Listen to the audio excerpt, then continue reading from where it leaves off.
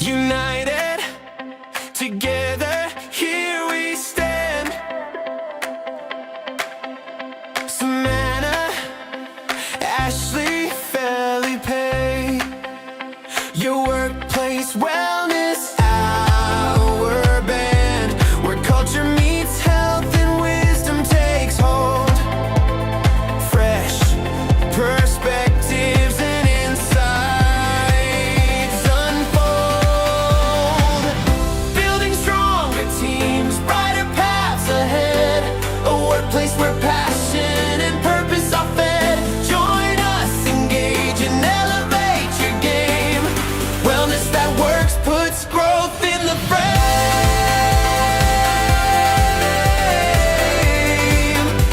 Works puts growth in the frame.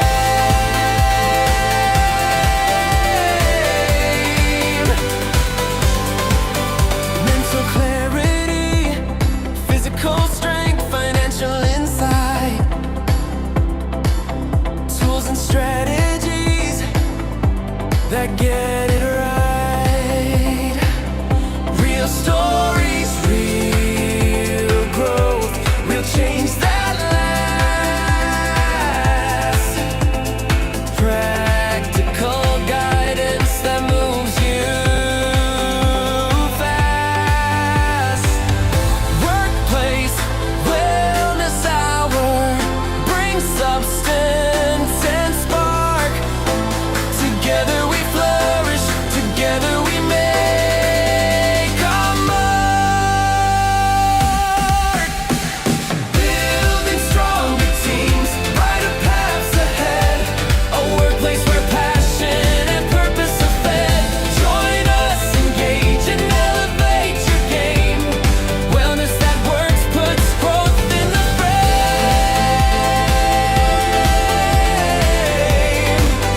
That works puts growth in the frame.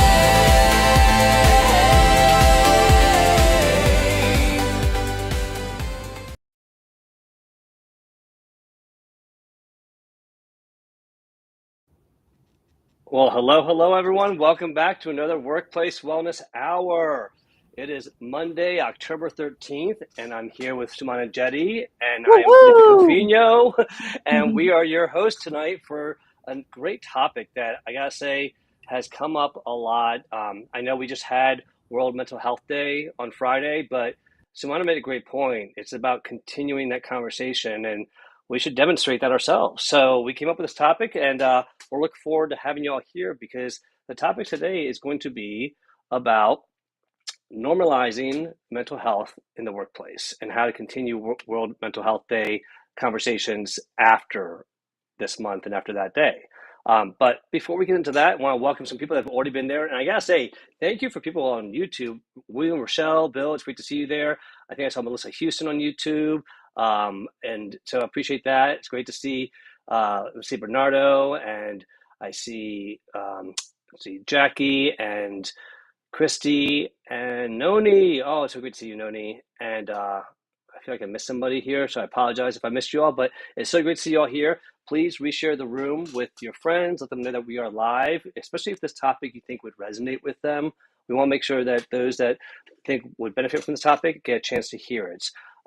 And with that, let's do some introductions for those that maybe haven't had a chance to meet us yet. Sumana, what do you think? Let's start with you. I think let's do that. I think before I even start, I do want to welcome all the guests here who are joining from Canada. Happy Thanksgiving to all of you. Woo-hoo! We get things started early because we do Thanksgiving, we do Halloween, and then there's Remembrance Day, which is in November, and then after that is when we rev up for Christmas. I know in the States things are a little different, but we've already sort of are in the holiday spirit here in many ways. Felipe, isn't that strange? Well, yeah, for most people here in the US, that might be strange, but I just pulled out a boatload of Halloween decorations. So I'm already getting in the holiday spirit because our Thanksgiving's not until November. So it's like Halloween kicks it off a little bit because the day after is November. So, but I'm glad that you all started off earlier. Yes.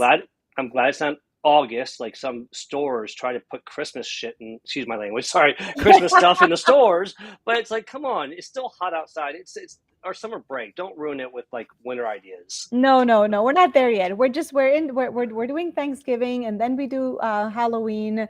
Dubai, I'm seeing a lot of Halloween decorations everywhere. So, anyways, happy Thanksgiving to the folks that are in Canada who are joining us from there. I'm so happy to be here and take the hour to chat with you about continuing this conversation on mental health, which we did on Friday. And also thanks to all you folks who joined me on Friday. That was really cool. It was just me and a few other folks that came, and we had a really fun 1 hour conversation. And I don't know, Felipe, if you watched the replay, but I rely on you so much to do restream that when I do it myself, I'm just like, did I do this right? So the first 10 minutes of the introduction, you'll see me kind of like, am I doing this correctly? Is this streaming? You look fine. Trust me. You did better than you think you did. Trust me.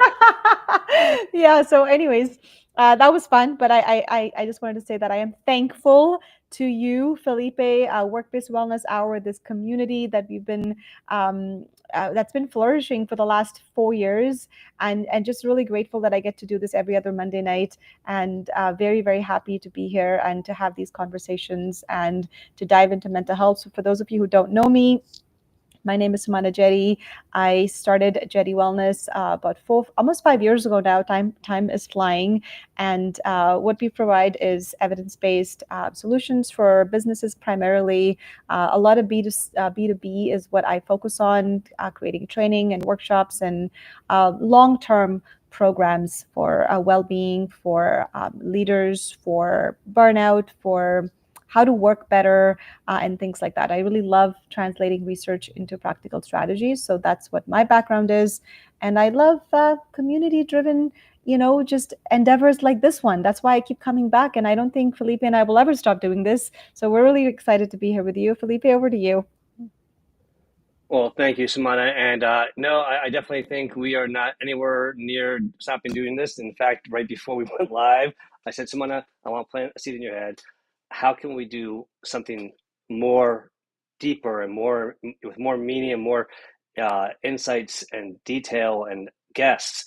Because we had this great conversation pre-live, and we went into so many great details about leadership, about trust, about so many topics and we were having such a great conversation. I'm like, these are the ones that we need to have and find a platform where we are just doing something bigger. So we're not thinking about how can we scale back. We're thinking about going bigger somehow, and of course Ashley as well. But Samana, you have inspired me so much through all this, and I gotta say thank you to you because you've helped me stay on top of topics and things that are happening in the world that I probably would not have been privy to until much later. And I would have been behind the eight ball. And it's impacted me in my profession. It's helped my staff. So thank you for helping me stay on top of things. You keep me sharp. So I appreciate that. Oh, thank you so much. That's so sweet. Thank you, Felipe. I think we help each other. We don't even know we're doing it. I think you helped me and I help you. And this has been such I mean, for me, this Monday night, every other Monday night that we show up for me is never work. I've had people ask me like, oh, are you going to do this on Thanksgiving Monday? And I said, yes, why not? Like, this is an hour for me to do this, even if I'm having a turkey dinner, which I'm not. But if I were to do that, I would still step away for an hour and do this. For me, it doesn't feel like work. It just feels like fun.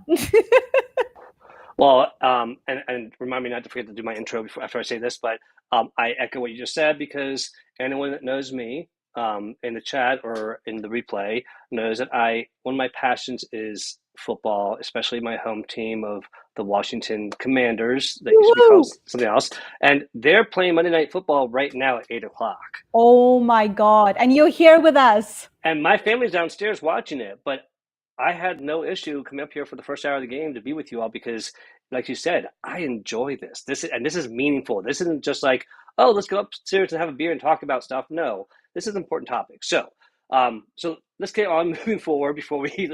Yes, please introduce yourself, Felipe. Yes. So for those of you who don't know me, I'm Felipe Cofino, passionate HR executive, LinkedIn top voice, and most recently an author of a children's book called Miranda and Max. Feel free to check it out. Oh wait, actually, I can show you the QR code right here. I created one. So feel free to check it out because the Spanish version is coming out very soon. And I owe Nick a message back if she's in the chat. I'm not sure. But I'm very passionate about LinkedIn and doing this show with Sumana.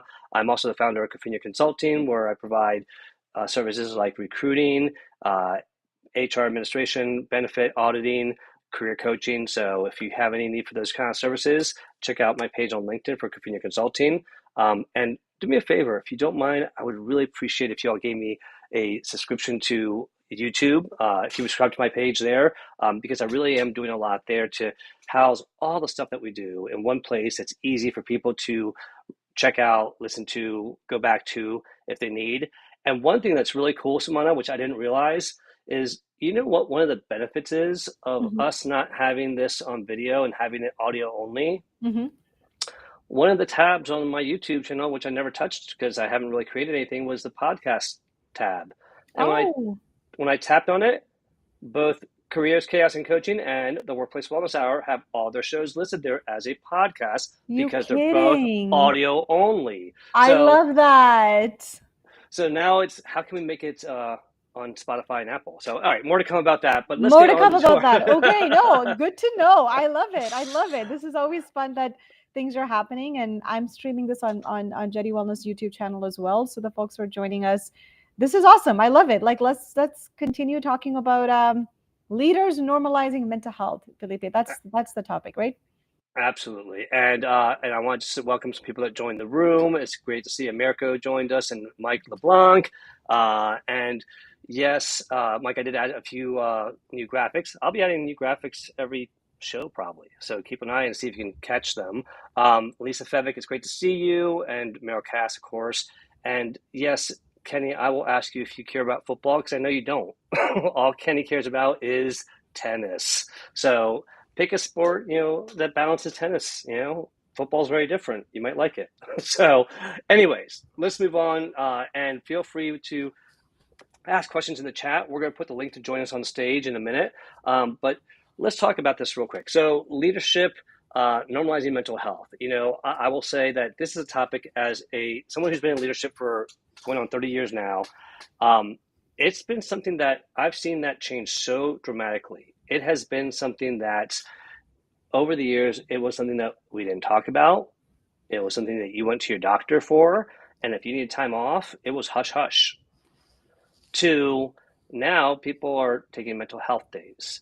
People are talking about the fact that they're dealing with anxiety or they had a depression issue or they're dealing with different mental health issues or they have somebody in their family with a mental health challenge or disability. And so there's always, when we look back, it's important to see how far we come because we have come, but we still have so far to go because there's still people out there that unfortunately are judging. And for every person that doesn't judge, there's somebody that's probably judging. And they might judge you because of your ability to do the job, the ability to be logical and rational. And that's not something that people should be judged for unless they've given you reason for it. If there's a past practice, okay, that's different. But we have to be able to normalize this just like we're doing workouts and going to the gym. Oh, how's your diet? How's your workout?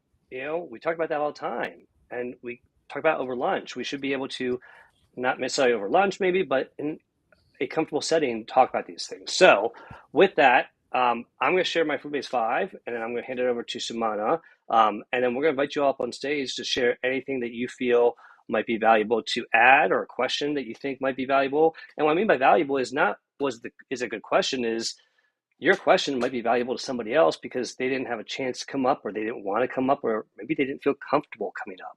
So by you taking that opportunity to come up here and share your story or your question, it's helping others in many cases and you don't even realize it. So with that, let's start off Felipe's 5. But before we start off, Simona, do you have anything you wanted to add or say before we jump into that? Nope. Let's dive right in. All right. So fairly quickly, but not too quickly, I want to talk about 5 things here that I think are important when we talk about leadership and mental health in the workplace. So first and foremost, we already talked about this. World Mental Health Day was on Friday. Let's talk about it all year round. It's important for us to make sure that we don't just do it and forget about it. It's got to be like almost a seasonal camp. It's not a seasonal campaign. It's got to be a practice. It's got to be part of the culture. So what does that mean? It's like normal check-ins, not just awareness or during the crisis.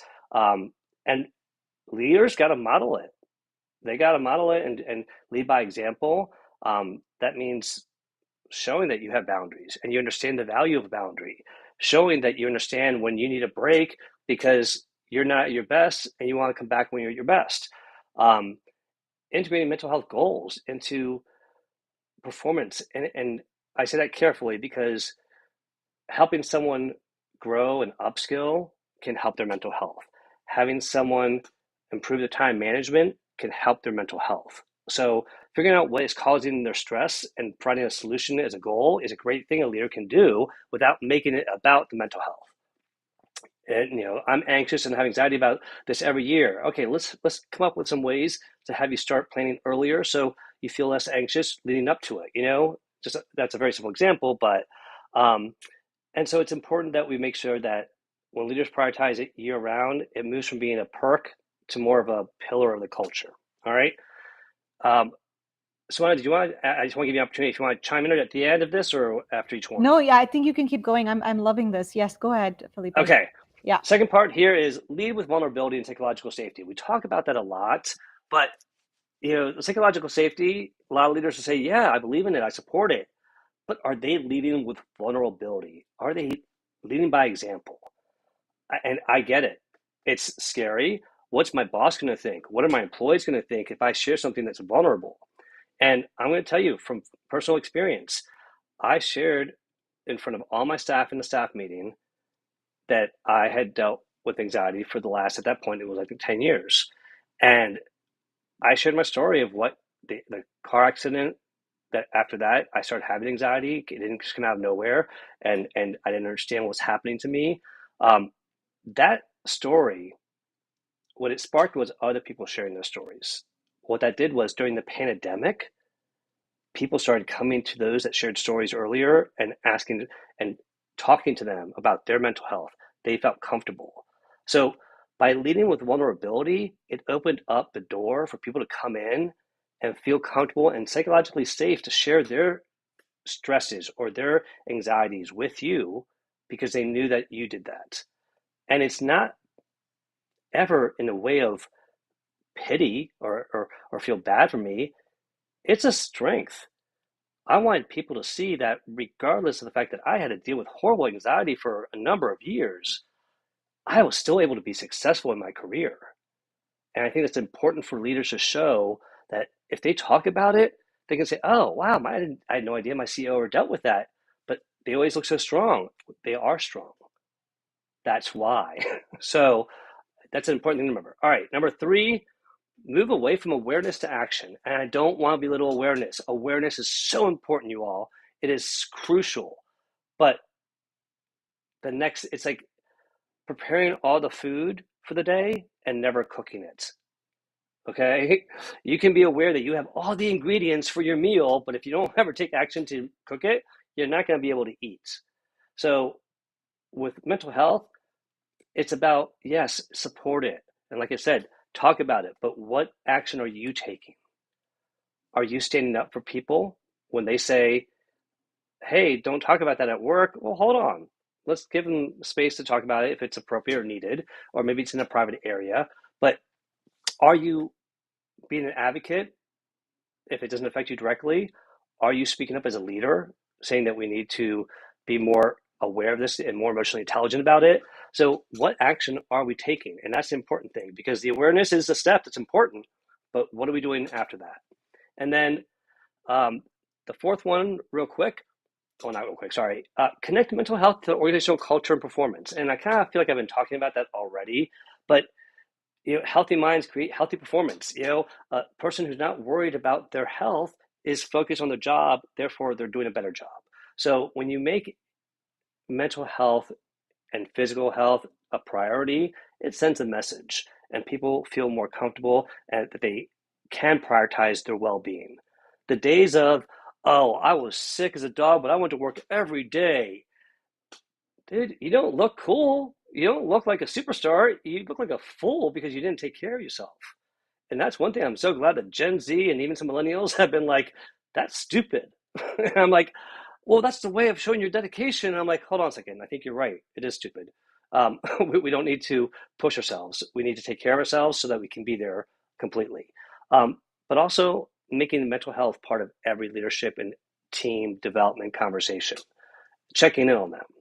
I check on my staff twice a year. And I say staff, I mean every employee in the organization.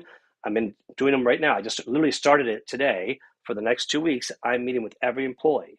I have 15-minute blocks with every single one of them with an extra half hour if they need it. Just to check in. There's no agenda. I just want to see how you doing, how you feeling about things, what can we do to make things better, what should we keep on doing, what should we stop, just what are you feeling? Give them a chance to share what they think, their concerns, their excitements, and really understand who they are. And that's just an important role. And there's so many benefits to that. All right, last one, build a culture of care through connection. Sounds easy, right? Not so much. People actually have to care. You can't fake caring. People will see through it. So connection is almost an antidote to burnout and isolation, y'all. Think about that. When people are burnt out and isolated, those connections can help get them and pull them out sometimes. And it's important to remember that. There's encouraging moments of genuine interactions, not like, hey, I have to check in. No, I don't want to check on you because I want to. Listening with intent. And managers need to learn to spot the disconnection early, because that's the emotional intelligence component that managers need to understand is valuable. If they can spot something in their team early and address it, it's a very small analogy to this big comparison I'm about to say, but it's like catching something with your doctor early and them being able to take care of it sooner than later, and it didn't get worse. If you didn't recognize it in your employees and it got worse, they might make bigger mistakes at work. They might end up making a huge mistake and quitting on you because they can't handle the stress, because nobody was helping them address it or figure out a way to get through it at work. And not that the employer has to, but that's why that word care means so much. They care enough to want to. So I did do one last slide just to put all five in case somebody wanted to take a screenshot, or if you wanted to write them down for any reason. Because again, these are things that are 5 things that I think are important. Doesn't mean that they're all encompassing and that's all we're going to talk about, because Sumana has so many other insights that are just as valuable, if not more.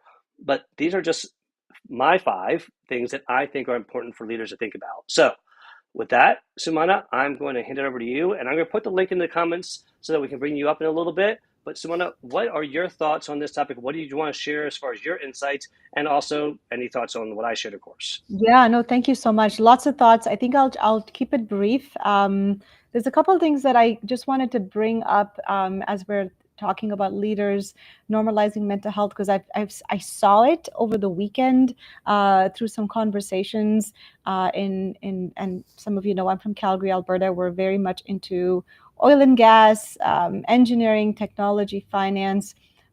These law. I see a lot of people I feel like I follow a lot, or I'm having a lot of conversations with industries, with men and women in these industries, particularly men in these industries, where the point you made about psychological safety and having conversations and normalizing that, Felipe, got me thinking that this is not happening. It's 2025, and there are individuals, millennials, in these professions that I mentioned, especially in the oil and gas tech space, where they don't want to talk about mental health. It's historically not something they are comfortable discussing.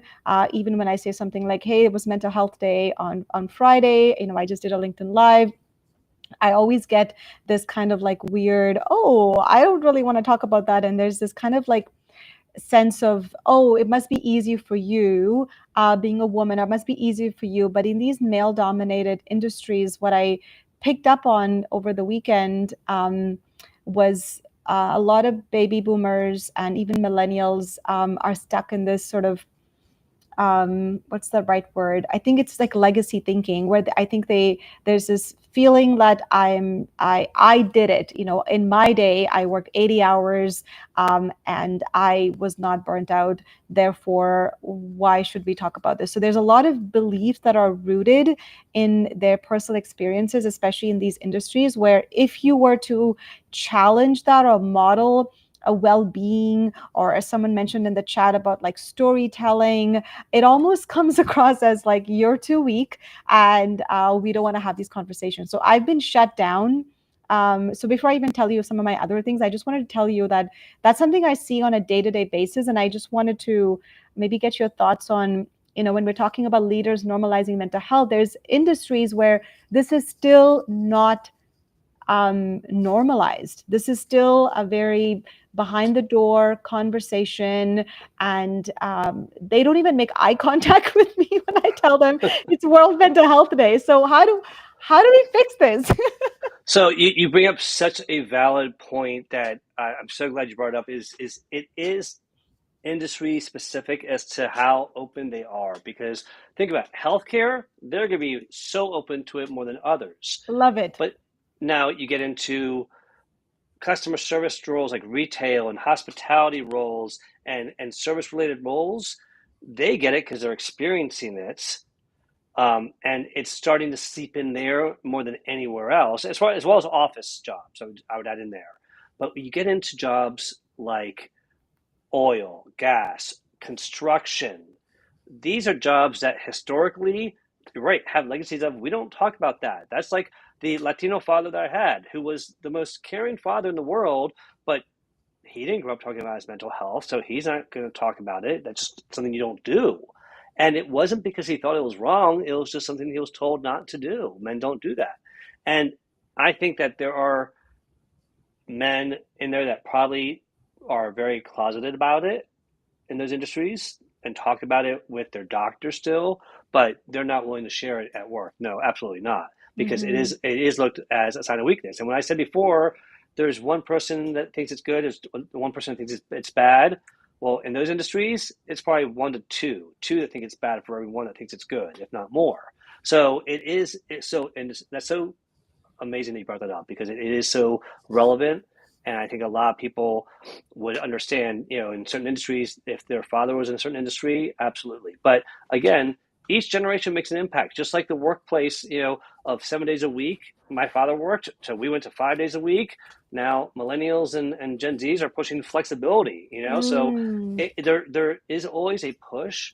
And I do see the mental health push, but you're right. Some industries, it's a snail crawl. Yeah, we're not there yet. And I do appreciate the comment from Meryl.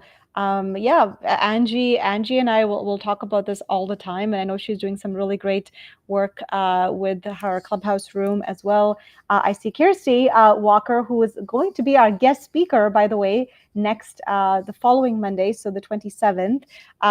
So thank you for joining us from Calgary, Alberta. But her comment on, many people don't understand what psychological safety actually means and what it takes to create it and maintain it, particularly building a culture with it. So I love those comments. The only thing I'd like to say before I kind of hand the mic to the speakers who would like to come and chat with us, when I did the mental health event on Friday, there was a lot of great comments that were made, and the one that really stood out to me through my own research, but also some of the comments, was this idea of especially leaders in these industries, and that's not just leadership and sorry, not leadership, not just academia and healthcare, but also these industries where mental health is not seen as a valuable tool and something we can talk about, is the idea of subtracting versus adding more things. I think we're very, and I love, like, Felipe, your list, but there's a lot of things that we can do, evidence-based practices, where we can start to normalize mental health conversations by removing things versus adding things. So I've been thinking about this a lot, reflecting on what am I doing as well. And in the beginning of Workplace Wellness Hour season 4, we had talked about the Great Lock-In, and I had created some of my own kind of things that I wanted to do from September, October until November. So one of the things I'm doing is also subtracting how many hours I can actually spend, the resources that I can spend on social media with all the other things that are going on in my life. So some things that I feel leaders can do to subtract versus add. I think we're so good at adding new things. So do this, do this, do this. But if you take a step back and zoom out and say, well, how can I, just reduce some channels of communication? We have Slack, we have Zoom, we have emails, we have text messages, WhatsApp. Like, is there something that I can do to remove any unnecessary meetings? That could be one way. Subtracting the way we communicate, like the noise in communication. We can also subtract this idea of I should do this. In order for me to be a good leader, I should always be available for my team. And that's very unrealistic. I mean, I can't always be available for my team. I need to be able to encourage well-being and, be authentic, but also be okay to not be there when I'm not well. So kind of replacing the should versus maybe could, and inviting some of that flexibility. So that can be subtracted. The other thing I'd like to think about, or would like leaders to consider subtracting, and this is so common and I'm so bad at it and I'm getting better at it with just practice, is overcommitting, saying yes to everything. So we can start to model, and Adam Grant has this really great post from many years ago about how to say no to different events or different meetings or different tasks that are assigned to you. But building like, I think lately what I've been saying is, I don't think I can do this right now, but I can definitely do it later. So rather than a hard no, which can be hard for me sometimes, I don't give a hard no. I can say, hey, I'd love to follow up with you in 90 days. So even subtracting some of that overcommitment can allow us to feel a little bit more in tune with our mental health. And I think some of these strategies of subtraction versus addition would also help leaders in these industries of oil and gas, construction, perhaps legal professions. And I have a lot of lawyer brothers, so it's very difficult for me to talk to them about well-being when all they want to do is, I have too much to do and I don't have time for this. Is asking them something as simple as, okay, well, you can't go for therapy, you can't do all of this, but can you at least remove something from your life that's draining your energy, versus adding something, and for whatever reason that sticks, because I'm not asking them to do something, I'm asking them to remove unnecessary things, and that strategy works. So that's kind of all that I wanted to share, is just this idea of normalizing mental health by subtraction versus addition. I'll stop there, Felipe. That was wow. You just left some great gold nuggets there, Simona. And I love the subtracting versus adding. I was making notes as you were talking, and I wrote down subtract to sustain, Yep. say no so you can say yes. Woohoo! And then I wrote down subtract the yes so you can give a meaningful yes. Yes. Woo! So you got me thinking. I like this. I love what you're doing. So this is, and that's true. I mean, and also we can always subtract some of the really, and I want to be careful that we don't subtract all the fun stuff or frivolous stuff that maybe gives us those breaks, like watching that ridiculous, stupid television show. I think is can be healthy, but if you're watching them all day long, not so healthy. so so maybe subtract a few of those things so that you can do more meaningful things in your life. But I love this. I want to make sure that people know that we have about half hour left, and we want to give you all a chance to join us on stage, like Mike LeBlanc has come up. And thank you to, I saw some people sneak in here. I want to say hello to, who was it? Oh, Leslie Flowers. Great to see you there. And I thought somebody else snuck in. Oh, it's Christy. I hope I pronounced that right. Welcome as well. All right. So, Mike LeBlanc, first before I give the mic to him, I just want to give him a shout out because those of you that were talking about the intro and all that, Mike wrote the song for us. I asked him if he would help us out with that, and he was very kind enough to do that. And so when you see the video, I did the pictures, but the music and the song, 100% Mike. So Mike, thank you very much for that. If you need a good songwriter, He's definitely a man to talk to. But with that being said, Mike, please ask your question or share your knowledge on this topic. The mic is yours. Well, I'm going to ask a question that might take up the rest of the time. Um, what do you do in a situation where the job is the problem? I was in a position for 13 years where the toxicity was so high that it really and the people that were causing the toxicity were at the top. In other words, I reported to the CIO. He was toxic. There was um, uh, harassment. Just I don't even know what you want to call it. Regular harassment. Some of the managers were actually doing sexual harassment, and it was going undealt with. Um, HR was involved in a number of these, but it still didn't get resolved. So I'm curious what your so that's the question. The advice or what I had to offer, not necessarily in relation to toxicity, but I'll get there in a second, is this idea of a scarcity mindset versus an abundant one. I think often we may feel like we don't have a choice. So, putting that extra hour in. And I'll give you an example. I was at my last job. I was stressed at that job too, and I was up at 1 o'clock in the morning. Sorry, 3 o'clock. Well, I was up till 3 o'clock in the morning, and I noticed my boss was on at 1 o'clock in the morning, and I said, we really shouldn't be up, this late, and he just kind of laughed it off. And again, that wasn't as toxic as the other job, but I think sometimes we think that we don't have a choice.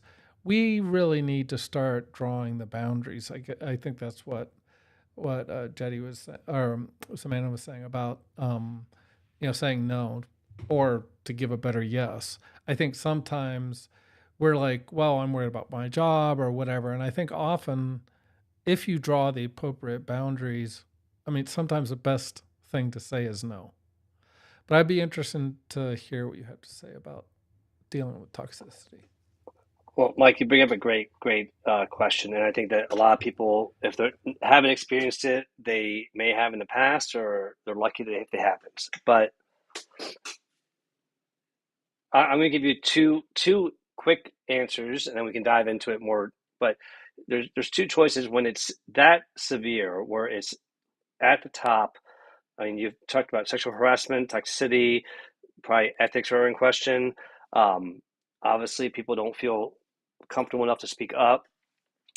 That's something that if HR is involved and they're not making an impact, my recommendation, if I was your career coach, is keep on working there, but start finding another job.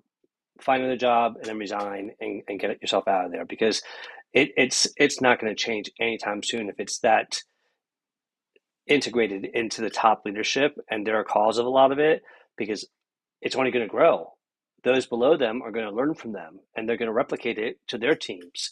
And it's a very, and I'm saying that from firsthand experience. I was in a place and I didn't give up easily. I was in there for 2.5 years.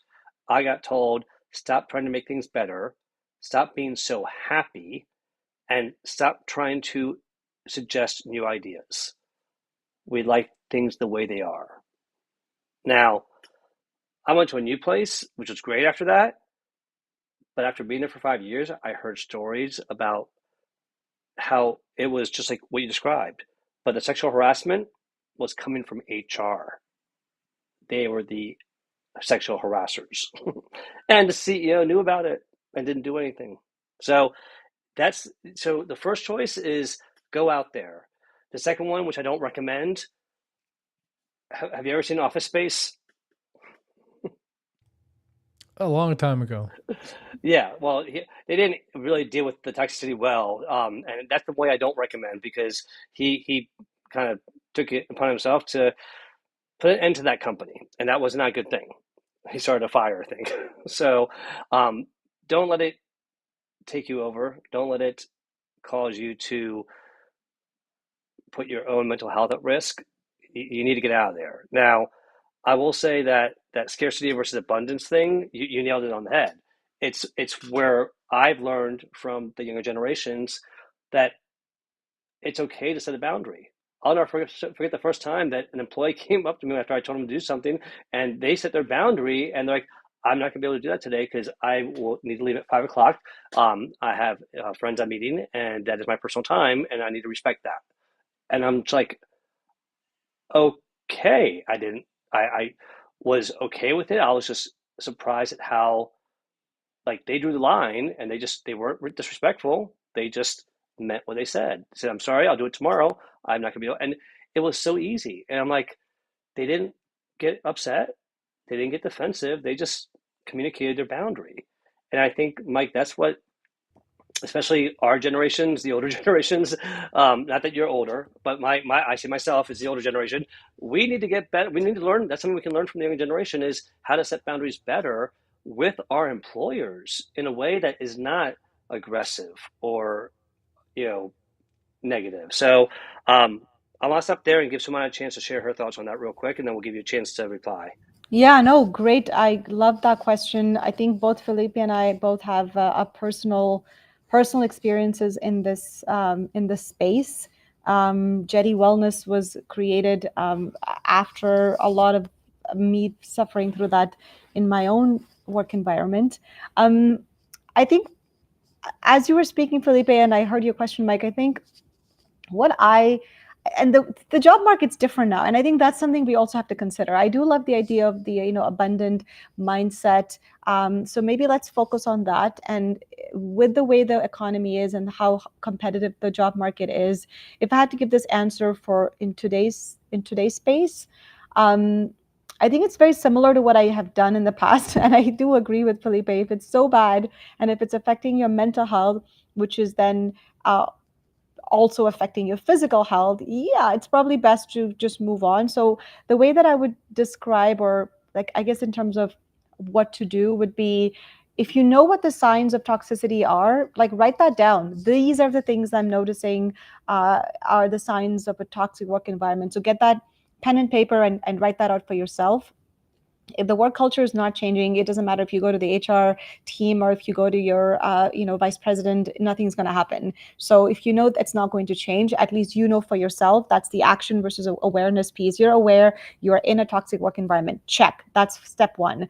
The second step, I think, is then just to, and we talk about this in Workplace Wellness Hour, I think multiple times, is what are your strengths? One of the things that happened to me when I was in that toxic work environment is I really started to undervalue my self-worth, my professional efficacy.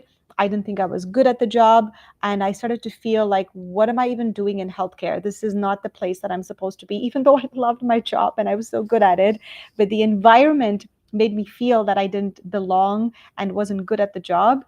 My 5 years ago, I would have told her, 5 years ago, Samana, I would have told her, hey, Samana, leverage your strengths. What are you really good at? And at the time, it would be, I'm really good at research. I'm really good at public speaking. I'm really good at community building. I'm really good at creating videos, for example. So I would start to put that energy in, going back to what I said earlier, what drains you, what energizes you. If the environment's really sucking your energy, you start to decide for yourself, well, what can I do to leverage my strengths and what am I really good at? And it's almost like homework. You need to go home and remind yourself, I'm really good at this. Have some affirmations, do the work, take the courses, and build up your profile, and look for a job in the meantime. But build up your profile to the point where you don't feel that the job is impacting your self-worth. In toxic work environments, my biggest takeaway here, it would be, how do I protect my self-worth, and how do I leverage my professional efficacy and get out of this if I can, because I can't change the environment. I can only change myself. That would be the only piece of advice, Mike, that I feel has worked for me. And if I didn't do that, I don't think I would be sitting here running the company that I'm running right now. I really had to dig in to be like, I'm really good at this, and I'm not going to let the job tell me that I'm not good at this. So that's what I did. So don't lose focus on that. Don't lose focus on what you're really good at. And I say, if any job, any relationship, even marriage, boyfriends, girlfriends, any of that is draining your mental health, it's just not worth it.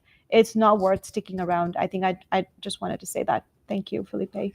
No, and I think it's valuable, Swana, because it causes doubts. It causes doubt in yourself and your ability.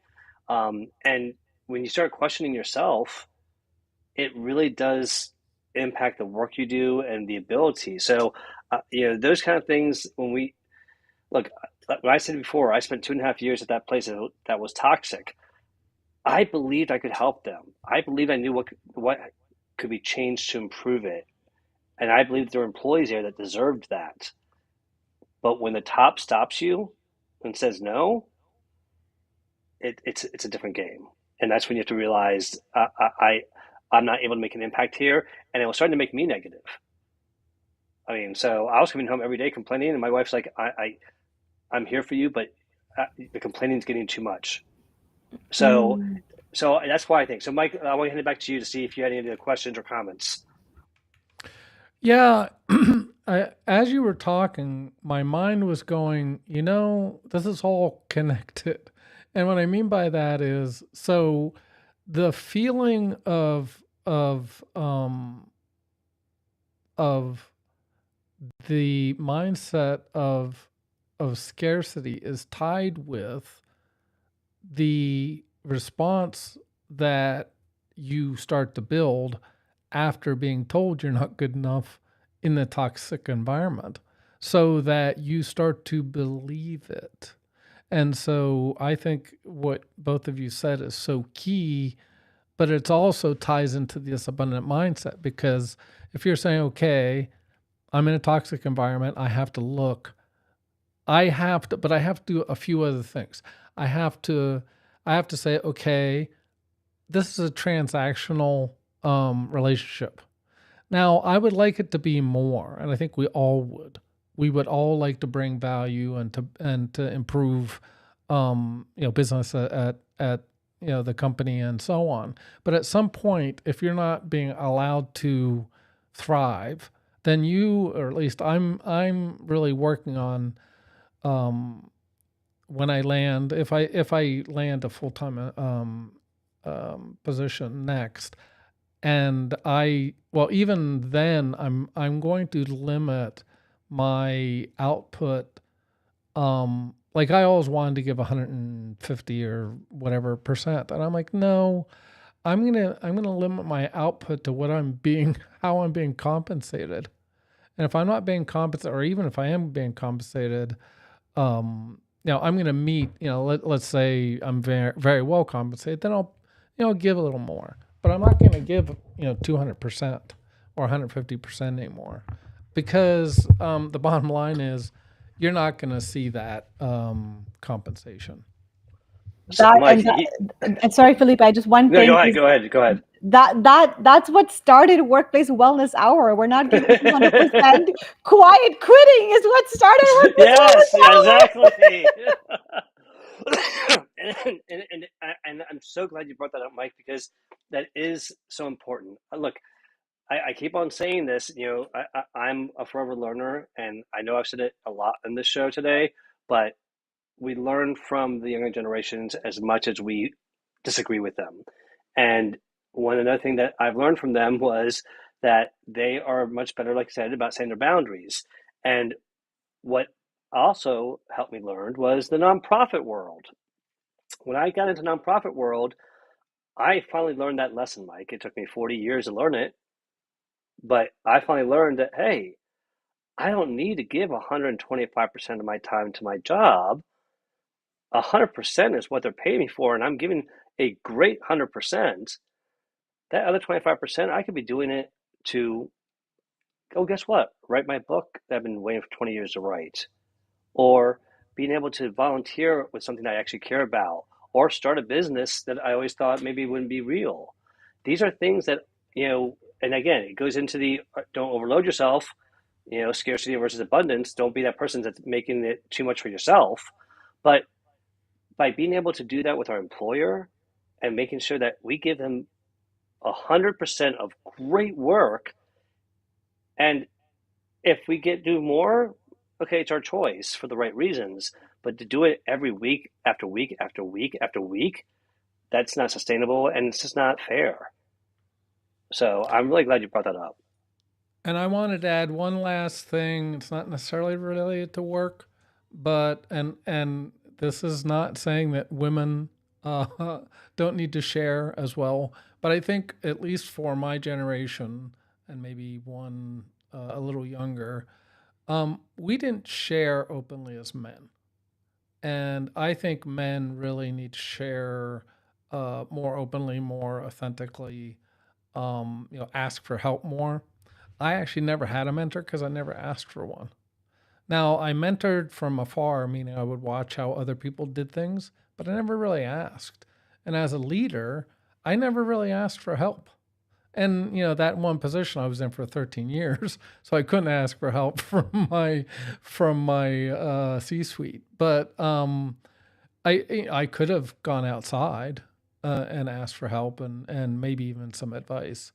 So I encourage everybody, particularly, people that are closer to our age. I'm older than you, Felipe, but I really encourage people, the men to boost their EQ. I totally agree. And I will say this is that when I had a CEO that thought EQ was stupid, and I quietly found 3 articles of CEOs, big famous, like Jeff Bezos, I think was one of them, that actually displayed emotional intelligence but talked about the value of it in the workplace. And I found these articles about from all 3 of them, and I put them on his desk. 3 weeks later, he brought up emotional intelligence and some things from that article, so I knew he read it. So it is something that it takes sometimes people education, um, or that approval. I will say, I grew up, we didn't talk about it. I got into HR, started talking about it, had anxiety from a car accident, really started talking about it. Now you can't shut me up. So there might be a negative side to it if it gets to the point where you create a show around it, and you talk about it all the time, but it's something that it goes to normalizing it. I hope that we don't. Oh my God, I'm about to say something really bad, Samana. I hope that we don't need a show like this 10, 20 years from now. I hope No. it evolves into something so much more valuable. Yes, I agree. I agree, and I appreciate the comment about we need, and it's a full circle, Mike. I think we were just talking earlier about what the conversations I had over the weekend with lots of men in these industries who don't want to talk about mental health. They're like, mental health is almost like, getting COVID. That's not as bad, but definitely more conversations on how we can get men and women and our communities to boost their EQ. I see some comments from Kinga. It just this comment about she's coaching folks on how to make their own commitments. I think that's important. These boundaries that we talk about shouldn't just come from our workplace. They also need to come from within. What are we willing to sacrifice, and when do we see when do we set that hard no to protect our self-worth? And there was a lot of comments about don't let anyone else define you from William. And in toxic work environments, just going back to your original question, I think the biggest, the strength that you can display is exactly that. I still put in, I know I still put in my hours. I did the job I had to do, but outside of that, I was conserving my resources. That's one of the theories we talk about a lot in Workplace Wellness Hour. I was conserving my resources where I wasn't putting in 200%, but enough to get by so that my performance evaluation at end of the year wasn't going to be impacted. But by the time I come home, I still have the energy to do all the other things I wanted to do, make a TikTok, make a podcast, create Jetty Wellness. And I did that while I was still in that toxic work environment. And then finally, when I was ready to quit, I left on my own terms. And I think that's also important, leaving at your own terms versus being, obviously in some places I've heard stories of people being asked to let go. They've been let go as well, but leaving on your own terms has its has a very powerful beginning and end. I think, Felipe. I know we only have 4 minutes left, so I'd love to give it to you. Thank you. And so you gave me a topic to research here because as you all were talking, something popped into my head about, well, how have I been able to talk to guys that typically would not share their emotions at work? Because I know I've done it before and I was surprised and I realized there was a common ground. And I just did a little chat GPT right now, and there is some qualitative studies around this, but I was curious. The thing that I used to do was the men that I talked to that I was able to get through with emotional intelligence all had children, every single one of them. And I was able to talk about emotional intelligence in relation to their children. When I talked about it by their spouse, it didn't go, it didn't click. But when I talked about their children, it clicked because they're supposed to be the more emotional intelligent one as the parents, and it made sense. And when they started clicking the ideas, they started seeing how it would apply at work and in relationships. So so as you're talking, I just like I said, there's a few qualitative studies that were done. I do want to do some more digging in here. It definitely says that the the people in the study that were parents were able to report deeper insights into their emotions and relational dynamics. So there is some ties in there. But I love it when you all get me thinking. I'm sorry I went on a tangent there, but see, that's what happens when you all come up here and share your ideas like Mike did. You get us thinking about some great topics. So I love this. Um, so Mike, thank you so much for coming up. I really appreciate you sharing this. Thank you for the song. Thank you for the great topics to talk about. And I think you may have even given us a few topics to maybe for future shows as well. um, so if you're not following Mike, check him out. And Mike, I'm going to carefully put you into the green room. Any last words before I move you? No, thank you for allowing me to come up. And yes, I will be giving you lots more ideas, whether I'm I on the look stage forward or to it. not. Thank All you, right. Mike. Careful Cheers. going to the green room. Don't trip, okay, as I put you in there. All right. So, all right. Well, listen, thank you. And Kinga, it's so great to see you down there. I saw you join the room. And Jeremy, it's been great to see you as well. So I really love the comments, the questions, the engagement. I really appreciate all of you all. Simona and I are so grateful that you all have been here today. And it's been such again, an important conversation that I have so many notes, 3 pages of notes that Simona, when we go over this, we could definitely pull out a lot of different shows from this and dig deeper into some of the topics that came out of this, I think. Um, Agreed. so, all right. Well, listen, if you want to come back in 2 weeks, we'll be here with another Workplace Wellness Hour. And guess who'll be back? Ashley Fluellen. And we also have a special guest. Who's our special guest, Simona? Our special guest is probably still listening in the audience. Kirsty Walker from Calgary. She is a she specializes in a neurosocial science informed lens, and kind of talks more about the how do we maintain how do we create space for resolution and coaching and conflict and creating a meaningful difference in a work environment. So next week's conversation is going to be about the unseen luggage, how personal matters travel into professional spaces. That's the topic for next week. We know that this is inevitable.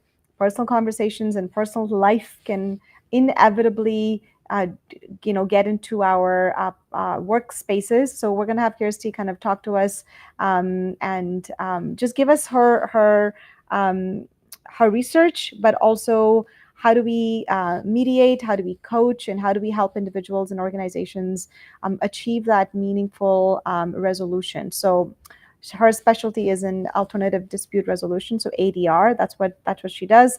You can look her up on LinkedIn as well. But looking forward to having this conversation on the unseen luggage, how personal matters travel into professional spaces. So that's going to happen next week, 1 hour, Workplace Wellness Hour, on the 27th. Well, I cannot wait. It sounds like it's going to be a great topic, and she sounds going to be a great guest on our show. So come back and check out and learn about that because I think that impacts our personal life, our professional life, and everything in between. And, we have had days where our personal life has impacted us at work and days where our work life has impacted our home life. And so I am looking forward to this conversation. Jay, it's great to see you down there. I hope you didn't miss too much, but you can always catch the replay. As always, don't forget, you can follow Sumana at Sumana Jetty Wellness. Here's a QR code for that if you want to scan your QR code or bring out your phones. And check out her website with all the great work that Jetty Wellness has been doing out there. She's on fire right now, so a lot of great things happening there. And also, if you all don't mind, if you don't mind giving me a follow on my YouTube channel where we house all the workplace wellness podcasts as well as other shows I do as well. And it's also a great place to catch everything that we like to talk about and what's coming up. And I will do one more plug for my children's book here. If you haven't had a chance to buy this for a friend, family member, holidays are coming up, go ahead and check it out on Amazon. Of course, if you want the Spanish version, wait a few days and you'll see it then. But with that being said, I want to thank everyone again for coming. We'll be back in 2 weeks. And don't forget to talk about mental health just like we do everything else and help us normalize it because every conversation is a step closer to normalizing that. And for the men out there, look, like I told my son, if you don't ask for help, I'm going to question your intelligence. Why? Why not? Why didn't you? Because if you don't have a good answer, it's there's no reason why you shouldn't have. So we need to get over our egos and ask for help. All right. Agreed. Thank you. Thank you, Felipe. Happy Thanksgiving, everybody, again. And if anybody wants to be a guest speaker, please tag somebody if you feel like they might add value to our show. Or if you want to come guest speak, you can do as well. We get a lot of DMs from individuals from all over the world. And sometimes it's a really cool person like Kirsty that I just met on LinkedIn. And here we are having her as a guest speaker in a couple of weeks. So fresh energy, new conversations, new vibes. So we will see you in 2 weeks. Thank you, Felipe, and I hope you feel better. Thank you. All right, everyone, take care and have a great rest of your Monday. See you in 2 weeks. United together.